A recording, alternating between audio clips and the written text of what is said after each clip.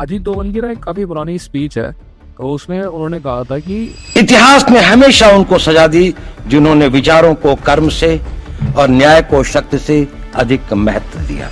फिर आगे उन्होंने और भी बहुत सारी बातें बोली, पर इस चीज का जो मीनिंग है ये ऑफ कोर्स उस टाइम जब मैंने सुना तो मेरे को काफी वजन वाले वर्ड्स लगे। मेरे को समझ आया कि हाँ ये लिटरली इस दुनिया के बारे में ट्रू है। पर एट द सेम टाइम मुझे इस चीज की रियलाइजेशन थोड़ा लेट हुई कि क्यों अजीत डोभाल ने ये वाली लाइंस बोली होंगी, क्योंकि एक कहानी है, वो कहानी आप ध्यान से सुनना। बात यह है कि आपको अच्छे से पता है कि 1962 के वॉर में इंडिया जो है वो चाइना से हमारा युद्ध हुआ और हम बहुत गंदे तरीके से ह्यूमिलिएट हुए थे उस वॉर में। ऐसा नहीं है कि हमारी आर्मी ब्रेव नहीं थी, आर्मी तो हमारी हमेशा से ब्रेव रही है। इनफैक्ट अगर पूरी दुनिया की आर्मीज में से अगर आप कंपेयर करोगे ब्रेवरी के मामले में तो इंडियन आर्मी बहुत ऊपर है। और मैं इसलिए नहीं बोल रहा ये चीज क्योंकि मैं इंडिया का हूँ इसलिए नहीं, थोड़ा है यहाँ के खून में कुछ है कि इंडियंस जो होते हैं वो हाईली नेशनलिस्ट होते हैं, at least at this point of time पे तो है, या 50-60 साल पहले तो हाईली नेशनलिस्ट थे ही थे। तो वो जो हम वॉर हारे थे 1962 में, वो इसलिए नहीं हारे थे कि हमारे आर्मी से उसका कोई रिलेशन था। बात ये थी कि उस टाइम पे जो हमारी पॉलिटिक्स थी ना वो बहुत ही गंदे लेवल पे थी, और हमारे जो लीडर थे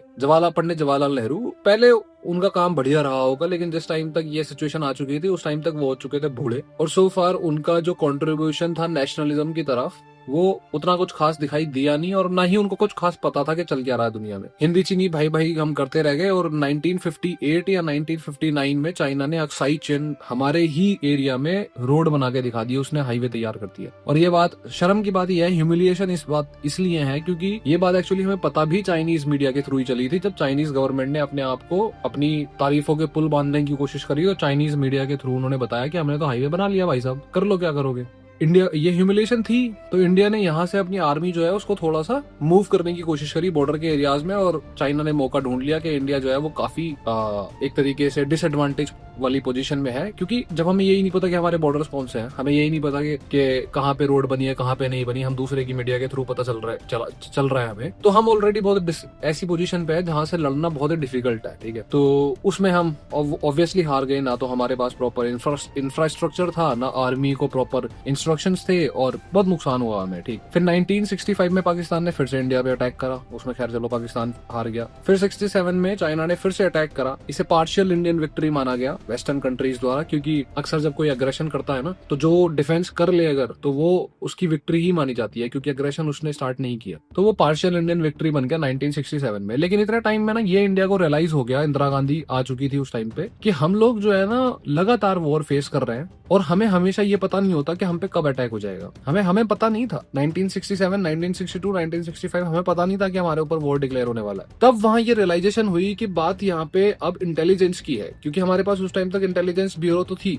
जो इंडिया के अंदर काम करती थी, हमारे पास बाहर काम करने के लिए कोई नहीं था, हमें खबर ही नहीं होती थी। जैसे ये वाला जो रोड बनी अक्साई चीन में, ये तो बहुत ही क्लासिक एग्जाम्पल था उसका। वहां से 1968 में जन्म हुआ रॉ का, रिसर्च एंड एनालिसिस विंग की हमारी। ठीक, आरएन काउस के हेड बने, चीफ बने, और रॉ की जो प्रोग्रेस है या उसकी इफेक्टिव कितने इफेक्टिवली उसने काम किया, इसका आप इस बात से अंदाजा लगा सकते हो कि सिर्फ 3 साल क्रिएट करे हुए थे। 1971 वॉर में जब इंडिया पाकिस्तान का फिर से वॉर हुआ, हर 2-3 साल में वॉर हो रहा था, उस टाइम बांग्लादेश को आजाद करा, इंडिया पाकिस्तान के 2 टुकड़े हुए, ईस्ट पाकिस्तान अलग हुआ। उसमें कहते हैं कि रॉ का एक मिशन, एक प्रोजेक्ट था जिसमें एक इंडियन फाइटर जेट को हाईजैक कराया गया था, जो कि ऑलरेडी वैसे काम का नहीं था वो फाइटर जेट, मतलब काम का भी हो सकता है नहीं भी हो सकता है, लेकिन यूज में नहीं आ रहा था, तो उसे लाके उसे हाईजैक कराया गया कश्मीर से जम्मू के बीच में ट्रैवल करा के, और उस रीजन की वजह से इंडिया की जो एयर स्पेस थी वो बंद कर दी गई, जिसकी वजह से पाकिस्तान जो है वो बांग्लादेश के एरिया में यानी ईस्ट पाकिस्तान तक पहुंच नहीं पाया, अपनी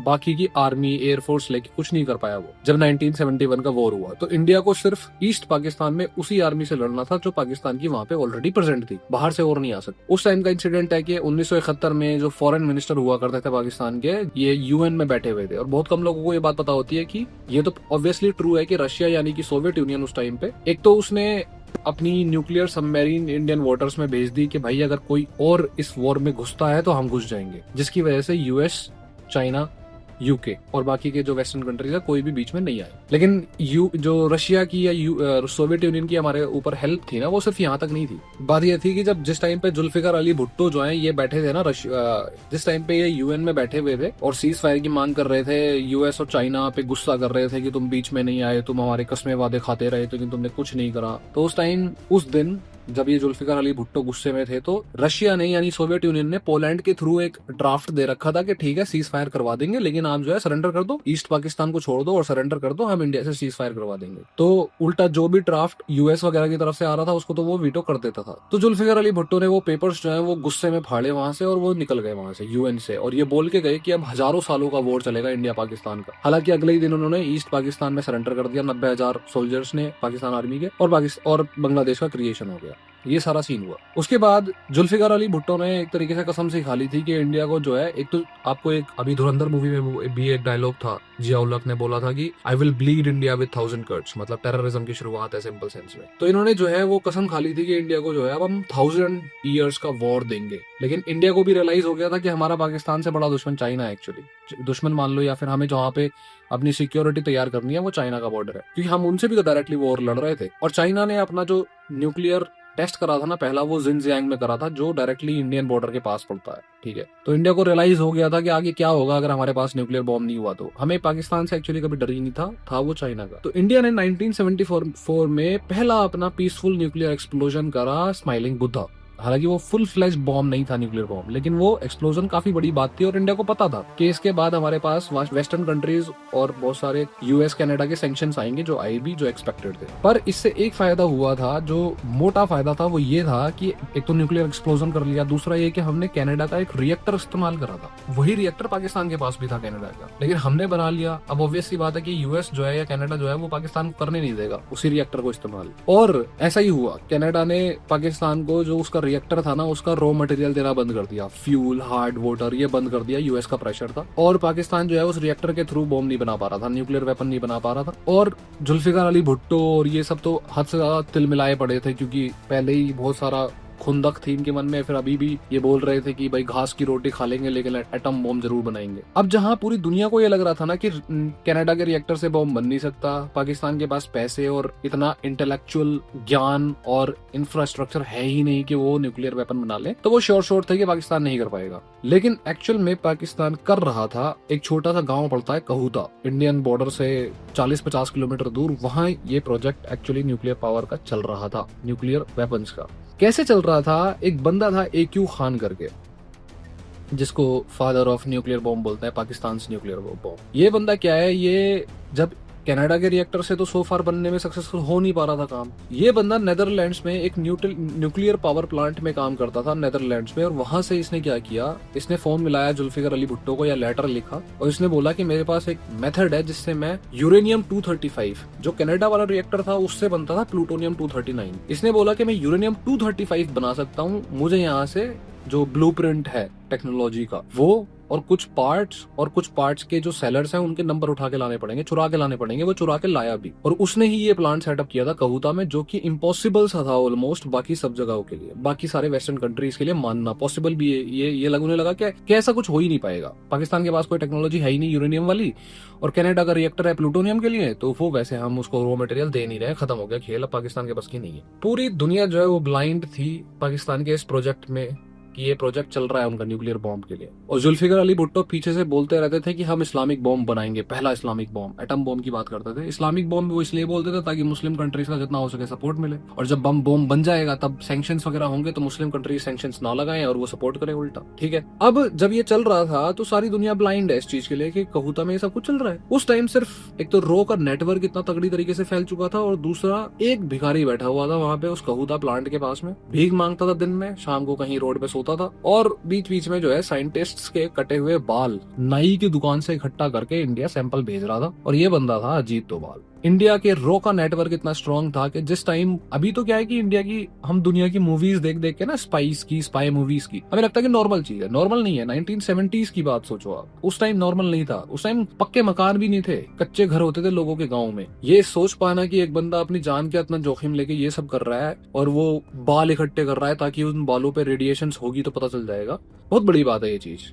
हुआ भी ऐसा ही, जब इंडियन बाल आए और वो टेस्ट वगैरह हुआ तो उन बालों की चेकिंग हुई, रेडिएशंस निकली उस बालों में, और इंडिया को पता चल गया कि भाई ये तो बना रहे हैं यूरेनियम 235 सीधे सीधे, मतलब उसको एनरिच कर रहे हैं, न्यूक्लियर फ्यूल में कन्वर्ट कर रहे हैं। जब ये बात इंडिया को पता चली तो इंडिया ने शेयर करी मोसाद से और बाकी CIA वगैरह से, और मोसाद ने सिर्फ इंडिया से एक हेल्प मांगी। मोसाद एक्चुअली पूरी तरीके से रेडी था, जितना इंडिया इंटरेस्टेड नहीं था ना पाकिस्तान के इस न्यूक्लियर फैसिलिटी या फिर इस कहूता प्रोजेक्ट को खत्म करने में, उससे ज्यादा इजराइल था। क्यों था उसका भी रीजन है। एक तो जुल्फिकार अली भुट्टो चिल्ला चिल्ला के बोलते थे कि ये इस्लामिक बॉम्ब है, देखो यहूदियों के पास भी एटॉमिक बॉम्ब है, हिंदुओं के पास भी एटॉमिक बॉम्ब है, क्रिश्चियंस के पास भी है, बस मुसलमानों के पास नहीं है। हालांकि ऐसा कुछ होता नहीं है, एटॉमिक बॉम्ब की कोई रिलीजन वाइज थोड़ी ना डिस्ट्रीब्यूशन हो रखी है, ऐसे तो चाइना को क्या बोलोगे फिर। लेकिन उनका यही था कि सपोर्ट के लिए इस्लामिक बॉम्ब बोलते थे उसको, और दूसरी चीज ये थी कि पाकिस्तान के पास इनफ पैसा नहीं था एटॉमिक बॉम्ब बनाने का, इंफ्रास्ट्रक्चर भी नहीं था, तो फिर वो सपोर्ट कहां से आ रहा था, फंडिंग वो आ रहा था गद्दाफी से, लीबिया के गद्दाफी से, अच्छा खासा मोटा पैसा। और गद्दाफी जो है वो डायरेक्टली इजराइल का बहुत बड़ा एक तरीके से एंटी आदमी था, तो इजराइल को बहुत शॉर्ट पता था कि डिक्टेटर वैसे है गद्दाफी, और गद्दाफी किस दिमाग का आदमी हो ये पता था। तो उनके लिए उनका ये था कि आप, इजराइल ने सिर्फ ये परमिशन मांगी इंडिया से, स्पेशली इंडिया के PM मोरारजी देसाई से, कि आप सिर्फ हमें थोड़ी देर के लिए अपने एरिया में लैंड करने की परमिशन दे दो, क्योंकि इतनी दूर से हम आएंगे तो या तो हम फ्यूल भर के ले आए अपने फाइटर जेट्स में, या फिर वेपन भर के ले आए जो हम कहूता पे स्ट्राइक करेंगे और कहूता जो है वो पाकिस्तान के मैप से हटा देंगे। ये उनका थोड़ा सा रिक्वेस्ट थी जो इंडिया ने एक्सेप्ट नहीं करी। मोरारजी देसाई ने साफ मना कर दिया कि भाई कल को हमारे जो अरब कंट्रीज से दोस्ती है वो खराब हो जाएगी और हम पे सैंक्शंस उनकी तरफ से लग जाएंगे और हमारे पास तेल नहीं आएगा, ऑयल नहीं आएगा, ये सब होगा और हमारा बहुत बड़ा नुकसान हो जाएगा। ठीक है, उसके बाद में अजीत डोभाल ने ये चीज भी मेक श्योर कर ली। अब अजीत डोभाल ने करी वो या बाकी एजेंट्स ने करी, ये मेक श्योर कर लिया कि एक बंदा जो अंदर कहूता प्रोजेक्ट में काम कर रहा था उसको उन्होंने कॉम्प्रोमाइज कर लिया। वो राजी भी हो गया कि $10,000 चाहिए मुझे और मैं बता दूंगा ब्लूप्रिंट, सारा ब्लूप्रिंट दे दूंगा, अंदर क्या चल रहा, कहाँ चल रहा, कैसे चल रहा है, सब कुछ रेडी हो गया। वो ये बात जब मोरारजी देसाई को बताई गई तो उन्होंने क्या बोला, PM साहब ने, ये सब कुछ जो है वो बुक्स में मेंशन्ड है, तो ऐसा कुछ नहीं है कि मैं अपनी मर्जी से बोल रहा हूँ, तो बुक्स के रिपोर्ट्स के हिसाब से मैं आपको बता रहा हूँ। उन्होंने बोला कि नहीं जी, वो गांधीवादी सोच के आदमी थे, उन्होंने बोला नहीं ये नहीं होगा, ये तो रिश्वत देना तो बहुत गलत बात है, आप किसी को हनी ट्रैप कर रहे हो, किसी के साथ गलत कर रहे हो, सब फंसा रहे हो, ये तो बहुत गलत बात है, ये तो गांधीवादी सोच के खिलाफ है। और लिटरली भरोसा मानना कि वो नहीं दिया गया, जिसकी वजह से जिस स्पाई गेम में इंडिया पूरी तरीके से अपर हैंड रख रहा था उसमें हम कुछ भी नहीं कर पाए। इनफैक्ट इससे भी तगड़ी चीज ये हुई, तगड़ी मतलब बुरी हुई, कि मोरारजी देसाई और जिया उल हक की उस टाइम पे बातें होती थी काफी ज्यादा। जिया उल हक जो थे वो भाई आर्मी का डिक्टेटर आदमी, वो बाद में उसने जुल्फिकार अली भुट्टो को अरेस्ट करके पूरे पाकिस्तान का हीरो बन गया था और जुल्फिकार अली भुट्टो को उसने एग्जीक्यूट भी करा, ये तो चलो अलग कहानी है। तो जिया उल हक जो है वो आराम से बात करता था मोरारजी देसाई से और काफी कोशिश करता था बेवकूफ बनाने की, उसका तो मोटिव सीधा था कि बातें निकलवाना। मोरारजी देसाई ने वो गलती कर भी दी एक बार, उन्होंने बता दिया कि हमें पता है कि तुम क्या कर रहे हो कहूता में। अब ऑब्वियस बात यह है कि तुम चाहे इस प्रोजेक्ट के बारे में कुछ करो या मत करो, पाकिस्तान को रोको मत रोको वो एक अलग कहानी है, लेकिन एटलीस्ट तुम अपने रॉ के एजेंट्स का तो रेस्पेक्ट करो। अगर तुमने ये इन्फॉर्मेशन सप्लाई कर दी तो अब कहूता के पास में 10-20 किलोमीटर के एरिया में स्पाइस को ढूंढना कितनी मुश्किल बात है। पूरे देश में तो होते हैं लेकिन सिर्फ 10 किलोमीटर 20 किलोमीटर के एरिया में सर्च ऑपरेशंस गंदे वाले शुरू हुए और वो जो रॉ का नेटवर्क क्रिएट हुआ था वो सब ढूंढ के पता नहीं कितने एजेंट्स ऐसे थे जिनको न्यूट्रलाइज करा गया पाकिस्तान की तरफ से या फिर जो हमारे देश के लिए शहीद हो गए। और ये इतना गंदा प्रोजेक्ट हुआ कि इससे पहले भी और इसके साथ भी एक्चुअली सिर्फ मोरारजी देसाई के टाइम पे ही 2 रॉ चीफ ने रेजिग्नेशन दिया। RN काओ ने तो पहले ही दे दिया था स्टार्टिंग में और दूसरे जो आए थे उन्होंने फिर दोबारा दिया, फिर तीसरे चीफ अलग बने। एक्चुअली मोरारजी देसाई की प्रॉब्लम जो थी ना वो रॉ से थी डायरेक्टली, मतलब वो ना तो रॉ को ना इंटेलिजेंस ब्यूरो को किसी को पसंद नहीं करते थे। क्यों नहीं करते थे? क्योंकि रीजन ये था कि 1975 में जब इमरजेंसी लगी थी ना तो इंदिरा गांधी ने इंटेलिजेंस ब्यूरो और इंटेलिजेंस की एजेंसीज का यूज किया था अपने पर्सनल बेनिफिट्स के लिए। कैसे? मोरारजी देसाई बड़े नेता थे जो उनके अपोज में थे, तो उन्होंने मोरारजी देसाई की पर्सनल डिटेल्स, उनके बेटे थे कांति देसाई का बिजनेस हुआ करता था जिससे वो अपने पार्टी को फंड करते थे। अब पार्टी को कोई फंड करता है तो ऑब्वियसली वो पैसा जो है वो ये तो है नहीं कि सीधे चेक से हो रहा है, सारा का सारा क्लियर कट पैसा होगा, एक नंबर का सब कुछ। उन्होंने उस चीज का फायदा उठाया और कांति देसाई के अगेंस्ट पूरा एक मीडिया में खबर लीक करी और पार्लियामेंट में बहस छेड़ी और डायरेक्टली मोरारजी देसाई को टारगेट करने की कोशिश करी और जो सोर्सेस थे वो सब इंटेलिजेंस ब्यूरो के थ्रू आए जो अपने पर्सनल रीजंस के लिए यूज करी इंदिरा गांधी ने। और यही रीजन था कि मोरारजी देसाई को इंटेलिजेंस पे भरोसा नहीं था। इनफैक्ट R&AW यानी रिसर्च एंड एनालिसिस विंग के ऊपर भी उनको भरोसा नहीं था। उन्होंने जो रॉ का बजट था वो भी कट डाउन डाउन कर दिया था काफी हद तक जब वो आए। इनफैक्ट उन्होंने रॉ के जो चीफ है उनकी जो पोजीशन है, जैसे वो डायरेक्टली किसको रिपोर्ट करते थे, डायरेक्टली पीएमओ को, वो पोजीशन घटा के और वो ब्यूरोक्रेट्स को अब रिपोर्ट करेंगे, फिर जाके कहीं पीएमओ के पास आ सकते हैं। और ये बहुत बड़ी बात है यार, जो इंसान दुश्मन देश में अपने स्पाइस को डायरेक्टली लीड कर रहा है, वो पहले ब्यूरोक्रेटिक प्रोसीजर के थ्रू अगर पीएमओ तक पहुंचेगा तो इतना तो टाइम ही नहीं है। और इतने सारे जो रॉ का पूरा नेटवर्क क्रिएट करा गया था जिसमें सालों लगे थे, वो वैसे ही डिस्ट्रॉय हो गया था। और मोरारजी देसाई की जो गांधीवादी सोच थी उससे इंडिया को कितना बड़ा खामियाजा भुगतना पड़ा, ये आज तक भी खैर 99% या 95% लोगों को शायद इंडिया में पता भी नहीं होगा। और वो खामियाजा एक्चुअली इंदिरा गांधी की गवर्नमेंट के टाइम की भी गलतियों की वजह से था। मुझे लगा कि ये स्टोरी आपको बतानी चाहिए, शायद ना पता हो तो इसीलिए शेयर करी। और इसीलिए मतलब जो न्याय है उससे ज्यादा शक्ति इंपॉर्टेंट होती है, क्योंकि अगर पाकिस्तान न्यूक्लियर बॉम्ब ना बना पाता, अगर उस टाइम कुछ डिसीजन ऐसे ले लिए जाते, तो बहुत हाई चांसेस है कि आगे शायद कारगिल की लड़ाई नहीं होती, या फिर पाकिस्तान जो है वो बहुत सारी टेररिस्ट एक्टिविटीज इंडिया में करवा ही नहीं पाता, उसको फंड नहीं कर पाता, क्योंकि उसका अपर हैंड होता ही नहीं ना। उसको पता होता कि हमारे पास न्यूक्लियर वेपन्स नहीं है। अब उसके पास न्यूक्लियर वेपन्स है तो अब फ्री हिट हो जाती है, अब कुछ भी करो क्या फर्क पड़ता है। अब दोनों के पास है तो बराबर की लड़ाई सी लगती है, जबकि बराबर सी कभी होनी ही नहीं चाहिए थी। अब गलती किसकी है कितनी है वो आप डिस्कस करो। I am no one to put my opinions in this.